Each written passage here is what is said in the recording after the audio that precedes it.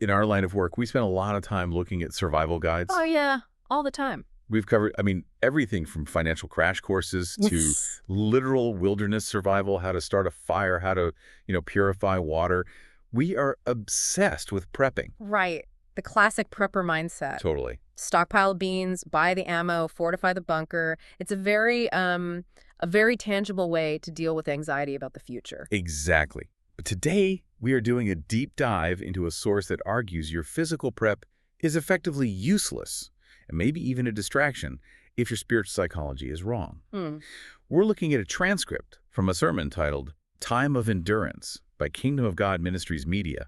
And I have to say, the definition of endurance here is not what I expected. It is definitely not the athletic definition. The speaker isn't talking about running a marathon or, holding a plank until your abs shake. Right. They're talking about a specific high-stakes spiritual resilience required for what they identify as the end times. The central thesis is pretty radical, that endurance isn't just about surviving hard times, but about actively detaching from every single man-made structure you rely on, political, social, and even the way you measure time itself. It's a heavy text. It covers everything from global politics and internet blackouts to, and we will get to this later because it shocked me, a total non-negotiable ban on checking your horoscope. Which seems like such a strange mix, doesn't it? Politics and horoscopes. Yeah. But as we'll see, it actually fits a very specific theological logic. The speaker is basically building an argument that requires you to strip away everything that isn't God. So let's get into it. The mission for this deep dive is to figure out what this endurance actually looks like in practice, according to the speaker. And it starts with a scene from the Bible, Matthew 24, which the speaker uses as the foundation for everything else. Right. So this is the Olivet Discourse, for those who know their theology. You have to picture it. Jesus is leaving the temple in Jerusalem, and his disciples are kind of acting like tourists. They're pointing out the magnificent buildings, the stonework, and Jesus turns to them and just drops this hammer. He says essentially, "See all this. There shall not be left here one stone upon another that shall not be thrown down." And the speaker takes this metaphor and just runs with it. They aren't just talking about a literal temple in ancient history. Oh no, they're applying it directly to the modern believer's life. The temple represents stability, structure, all the things we build to feel safe in the physical world. Like what do they list? Well, the obvious stuff. Houses, cars, bank accounts. But then they go further and include the human body itself. They call the body this building. That was the part that really sobered me up. The speaker says, your stone is going to get thrown down. It's a very stark reminder of mortality. It is. The argument is that we spend our entire lives maintaining these stones, our physical assets, our health, our social status, our aesthetic appeal. But the prophecy is that all of it is destined to be thrown down. It's just inevitable entropy. It's a critique of materialism, sure, but it felt more urgent than that. The speaker critiques the way we plan. We plan for the immediate future, the now, the next car note, the next vacation, but we have zero strategy for the end when the physical structures fail. And this brings us to the first pillar of endurance in this text, avoiding deception. Right. The speaker posits that if you're anchored to things that are destined to crumble, you are effectively deceiving yourself. You're betting on a losing horse. And when those things inevitably fail, if that's where your stability came from, your faith collapses right along with them. They actually say the first step of endurance is take heed that no man deceive you. But interestingly, the deceivers aren't just the obvious bad guys on the news. No. They aren't just the politicians or the media moguls. That is a crucial distinction, and honestly, one of the more chilling insights in the text. The speaker warns about false prophets, but they specifically dismantle the idea that these are just famous cult leaders or TV personalities in expensive suits. They say, the false prophets ain't the ones out there, it's the ones sitting next to you. That really changes the dynamic. It suggests that the threat to your endurance is local. It's the person in the pew next to you.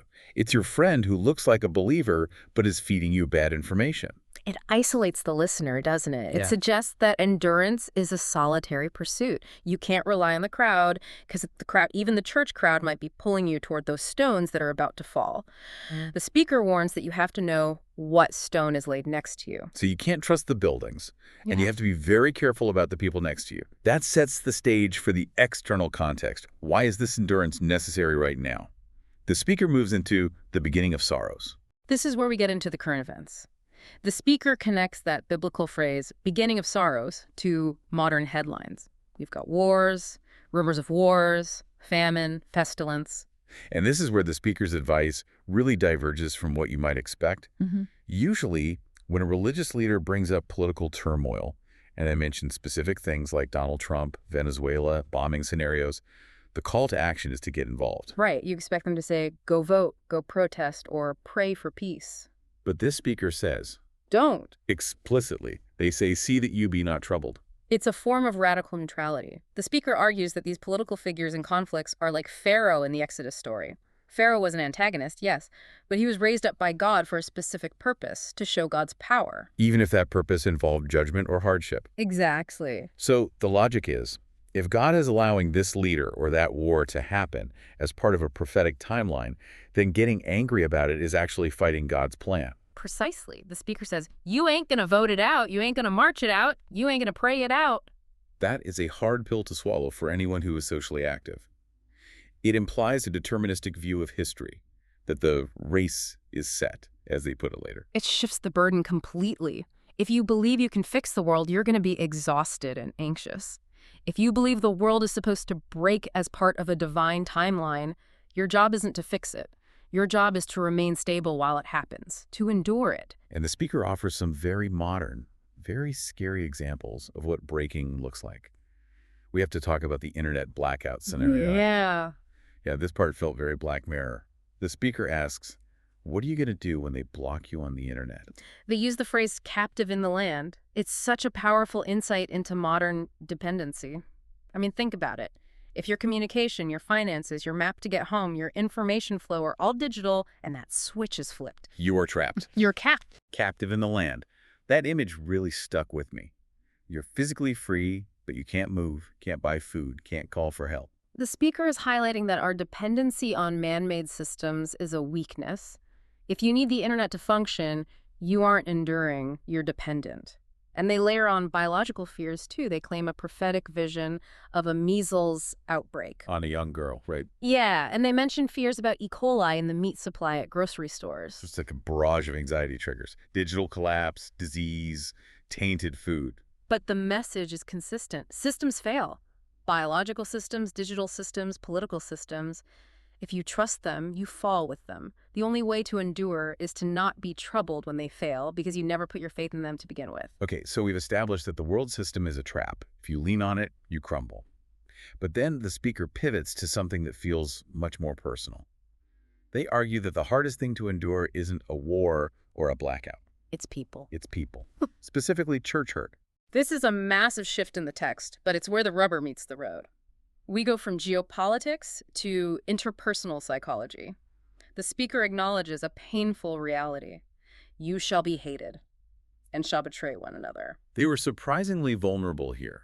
The speaker admits they got more love when they were in the world, buying drinks, going to cookouts, than they do now as a believer. It highlights that isolation we touched on earlier. The speaker suggests that when you commit to this level of endurance, you become irritating to people who are compromising. Oh, interesting. You become a mirror that shows them what they aren't doing. And this leads us to one of the most memorable phrases in the whole transcript. I know exactly what you're going to say. Half hood, half holy. Half hood, half holy. It's catchy, almost funny, but it is a scathing accusation. What exactly are they targeting here? What does a half hood, half holy person look like? They're targeting the lukewarm believer. This is the person who wants the safety of salvation, the fire insurance, so to speak. But they still want the lifestyle of the world. The speaker critiques people who are pulling up skirts, drinking, acting a fool, or getting involved in drama, yet still claiming to be part of the body of believers. And the speaker's point is that you can't endure if you're split like that. You can't be a dual citizen. Right. They reference the parable of the sower, specifically the seed that falls on stony ground. It grows fast, it looks exciting, but because it has no root in itself, it withers as soon as the sun comes out. Mm-hmm. The speaker is saying that half-hood people have no root system, they're surface level. So when affliction or persecution comes, they don't just struggle, they quit. They get offended. They make a big deal about offense. The speaker basically says you have to learn to be offended and stay put. That's the concept of righteous suffering. The speaker clarifies that there are two types of suffering. One is when you suffer because you did something wrong, consequences. Right, that's just paying the price. Yeah. You got caught. You spent money you didn't have. You mistreated someone. You got caught. There's no glory in that. But righteous suffering is doing well, being misunderstood, being attacked, and this is the key, taking it patiently. Taking it patiently. That seems to be the hardest part. It's not just surviving the pain, it's your attitude while you're in it. It's the refusal to lash out. It's the refusal to betray the other person in return. That, according to the speaker, is the ultimate test of endurance. Can you take the hit and keep running? So endurance requires a singular focus. Yeah. You can't be looking for shortcuts or easy answers. Which brings us to the segment that the speaker felt was very essential, even though it seems to come out of left field. The astrology ban? Yes. I think for a lot of people, checking a horoscope is just fluff. Yeah. It's entertainment. You open the app, it says, you will face a challenge today. And you say, oh, I'm a Gemini, I'm indecisive. But the speaker treats this as a radioactive topic. Why the intensity? It goes back to the theme of source. We have to keep asking, who is your source of truth? The speaker makes a distinction between astronomy, studying the physical universe, the stars, the planets, which they say is fine. That's science. I'm right, acknowledging the creation. But astrology is seeking guidance from the stars. The speaker calls it witchcraft and an abomination. That is strong language. It is, because it's a violation of the first commandment structure. You are looking to the creation, the stars, for the path of your life rather than the creator. The speaker argues this has Babylonian and Chaldean roots, ancient pagan systems designed to bypass God. And they list specific consequences. This wasn't just God is mad at you. They mentioned hindrances. Very specific physical and relational hindrances, marriage problems, issues with conception. They specifically mention unborn children and closed wombs. The speaker draws a direct line between reading a horoscope, even casually, and opening a spiritual door that allows these misfortunes to enter your life. They even shared a personal story about it, right? They did. They admitted to reading a horoscope once in the past that predicted something terrible, and it terrified them. But the fear itself was the lesson. Yeah. It showed them that by consulting that source, they had given it power over their mind. They had agreed with the deception. It's the idea of agreement. If you read it and fear it, you validated it. Exactly. And if you are enduring, you cannot be looking for signs in the paper. You have to walk by faith, not by the zodiac. It's interesting how this connects back to the world system idea. Mm-hmm. We trust the news for politics, we trust the internet for connection, and we trust the zodiac for our identity. The speaker is cutting all these cords one by one. And they cut one more cord that I think is the most profound, even if it's the most abstract, the calendar. Yeah, the New Year critique. They basically said, stop getting excited about 2026. It's a fascinating philosophical point wrapped in this sermon. The speaker asks, why do you trust the year on the wall? The Gregorian calendar, the Julian calendar, these were adjusted by popes and emperors. Days were added, months were shifted. The speaker says, I'm not your Gregorian calendar.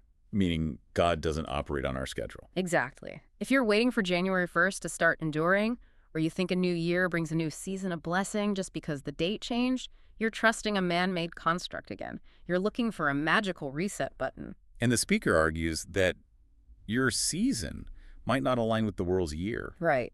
You might be in a season of endurance that lasts 5 years, regardless of what the calendar says, or you might be in a season of harvest in the middle of a recession. The point is to detach from the artificial rhythms of society holidays, birthdays, election cycles, and reattach to a divine timeline. It really strips you bare, doesn't it? You follow this speaker's logic. Let's look at where we stand. You are standing in a crumbling temple. Your finances and assets are temporary. The internet is dark, so you can't Google a solution. Your friends might betray you, so you can't vent to them. You can't check your horoscope for comfort or prediction. And you don't even know what year it really is because the calendar is man-made. That is the picture they are painting. A total vacuum of external support.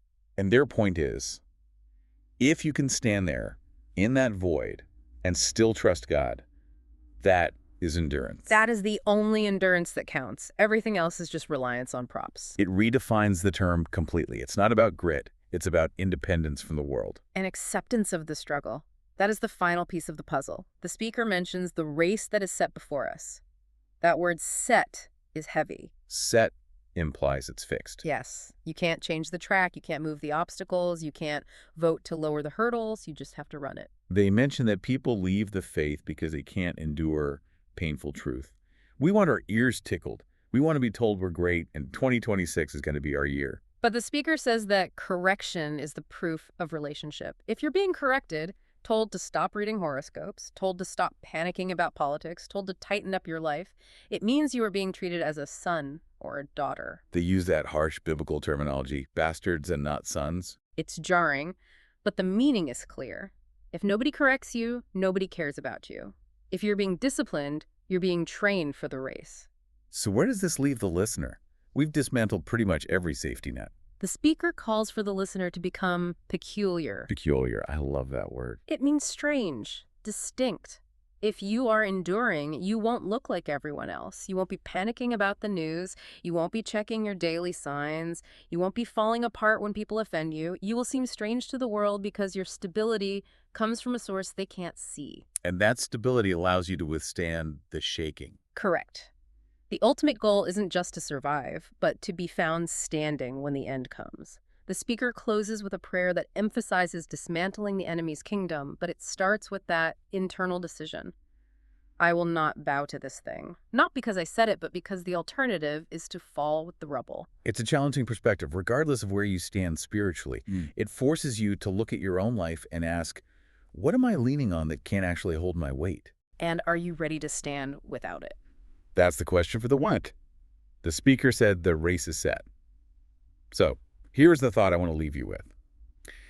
If you stop trying to escape the struggle, stop trying to predict your way out of it with a horoscope or buy your way out of it with a bank account, and just accepted that the struggle is the path, how would that change the way you wake up tomorrow morning? It turns the obstacle into the way. Something to think about. Thanks for diving deep with us. We'll see you next time.